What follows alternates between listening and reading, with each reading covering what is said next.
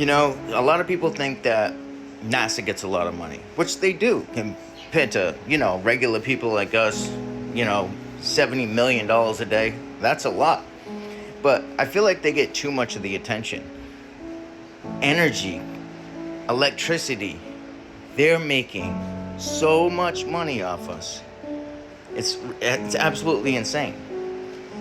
The average household in the world consumes roughly 800 to 1,000 kilowatts per month. So that's about 26 to 33 kilowatts per day. So the daily cost is $3.64 a day to $5.48 a day per household in the world. And that's a lot. There is 2.193 billion households in the world. And we're not even talking about corporations, companies, businesses. So sure, a lot of households don't have electricity, but there's also corporations. So there's more corporations than people who don't have electricity. And corporations are using tons of electricity.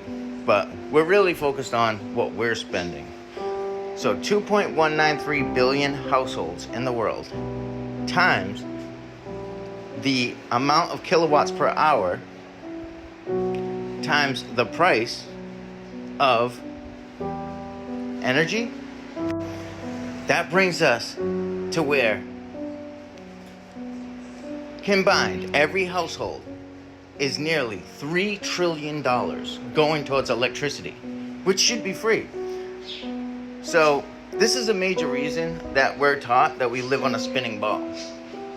Because the flat earth, if you learn the truth about the flat earth, it has a lot to do with Tesla and the torus field and magnetism, electromagnetism, and how the ionosphere provides us with free electricity. So they don't really need our money. They have tons of money. But it's not about them getting money when they take our money.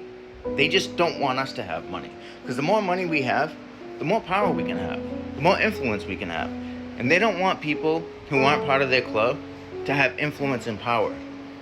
So they keep us poor. They keep us ignorant.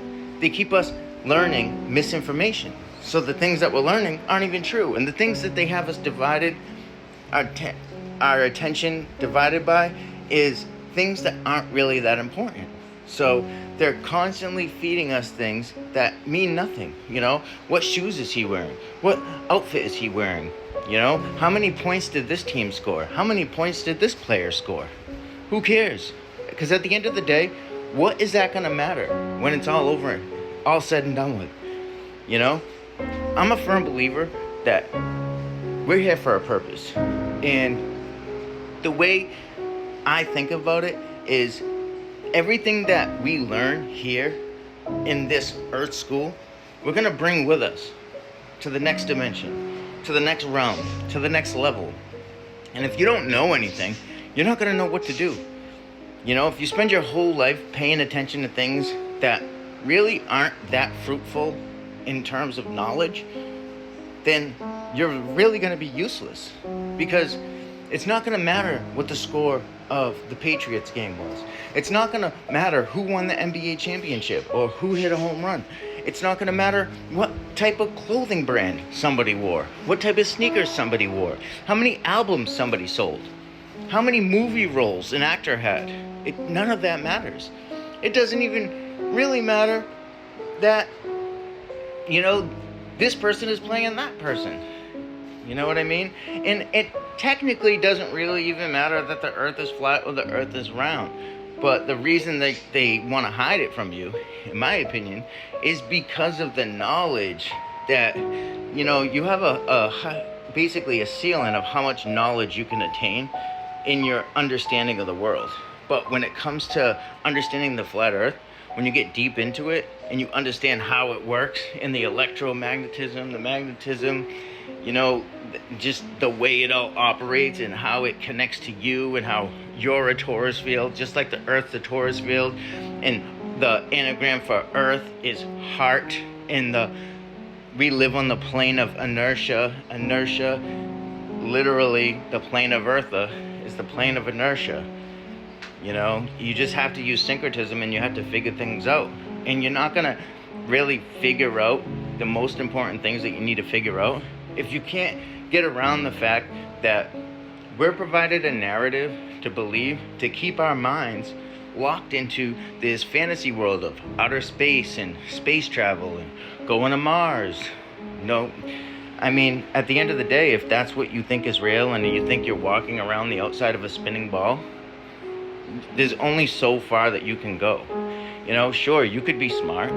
You could know all kinds of physics equations. You could know all kinds of science. But at the end of the day, you're not going to know what you need to know to take your mind and elevate it to the next level and transcend this realm. Because you're not even going to know where you are. If you don't know where you are, how can you transcend a realm when you don't even know where you are? You don't even know what it is. You know, and when you know about the flat earth system, the real flat earth system, then you understand that it provides free energy. So in the 1700s and 1800s, it was tons of fires and whole cities were taken out. Cities with buildings made of stone. In a lot of cities now, if you look at the foundations of a lot of the buildings and even the sidewalks, you can see that the sidewalks, the curbs were made of marble. The buildings' foundations are all marble and stone, and then they build something new on top of it because what was here before was destroyed. And it was destroyed because it provided us with free energy. It was literally the evidence that would have told you, hey, this is a smoking gun. Of course, this is powered by the ionosphere, powered by the earth, powered by the ether, and it provided free energy to everybody. So when that got shut down, now it's better for the ruling elite because the ruling elite can now make $3 to $5 a day off of every single household in the entire world. And when there's so many households, tons of households, you can make $3 trillion annually, you know? And if you know how to get the energy, then you can create energy companies that sell energy and electricity to the consumers, and you can literally have a monopoly and control the market. $3 trillion annually. I mean, that's a lot of money. And they're just hoarding it. It's getting hoarded and hoarded and hoarded. And we're getting broker and broker. And as time goes on, it's getting harder and harder to really be successful in life because the prices of everything is going up. Pay isn't going up as much as inflation is going up, you know? You know, back in the day, if this was 20 years ago when I made the money I made now, I'd live in a house. But instead, I live in an apartment with the money that's twice as much as I would have needed to live in a house 30 years ago. You know, that's everybody had a house. You know, people were paying where I'm from in Massachusetts, $800 a month will get you a nice 3-bedroom house. Like, that's crazy. Because now you can't even get a room for $800 a month. And sure, the value of the dollar has gone down and people are getting paid more than they used to get paid, but they're not getting paid more to a degree that would justify the inflation, and it doesn't justify the amount of money it costs for everything. So this is just a slow, gradual process where people aren't even noticing it. But, you know, think about it. At the rate we're going, what's going to happen in 20 years? What's going to happen in 30 years? We keep going the rate we're going. It's literally going to put us in a position where we can't even afford gas to go to work. Never mind have a car. Never mind have an apartment or a house. We're going to have to all live in one house, 20 people, because we can't afford anything else. But anyways, these are just my thoughts, a little stream of consciousness. I figured I'd check in. And this is entertainment purposes only. These opinions are my own opinions, and they don't reflect anything else besides my own opinion. And have a nice day.